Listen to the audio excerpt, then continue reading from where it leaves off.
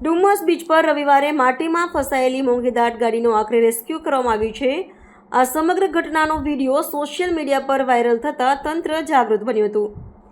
ગાડી છેલ્લા 36 કલાકથી વધુ સમયથી બીચના કાદવમાં ફસાઈ હતી। ગઈકાલે મોડી રાત્રે જેસીબી મશીનની મદદથી આ ગાડીને બહાર કાઢવામાં આવી। ઘટના બાદ તાત્કાલિક કાર્યવાહી હાથ ધરાઈ છે। ડુમસ દરિયા કિનારાનો વિડીયો સોશિયલ મીડિયા પર વાયરલ થયા બાદ આખરે મોંઘીદાટ ગાડીને રેસ્ક્યુ કરવામાં આવી હતી।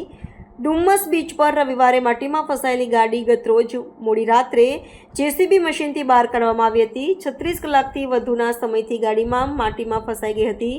ડુમસ પોલીસ દ્વારા ગાડીના માલિક સામે જાહેરનામાનો ભંગનો ગુનો નોંધવામાં આવ્યો છે અને ગાડીના માલકની પોલીસે ધરપકડ કરવામાં આવી હતી। પોલીસ દ્વારા જણાવ્યું કે ઇન્સ્યોરન્સ કંપનીમાં જાણ કરી ગાડીનો વીમો કેન્સલ કરવામાં આવશે અને આવા ઈસમો બીજી વાર આવું ન કરે માટે કડક કાર્યવાહી કરવામાં આવશે।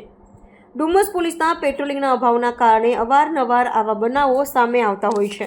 ગત તારીખ 20/7/2025ના રવિવારના રોજ અત્રેના ડુમસ બીચ ખાતે એક ગાડી જેનો વાહન નંબર GJ06LD0396 કે જે મર્સિડીઝ GLE કાર જણાઈ આવેલ છે તે બીચ પર ફસાઈ ગઈ હોવાનું જાણવા મળેલ હતું।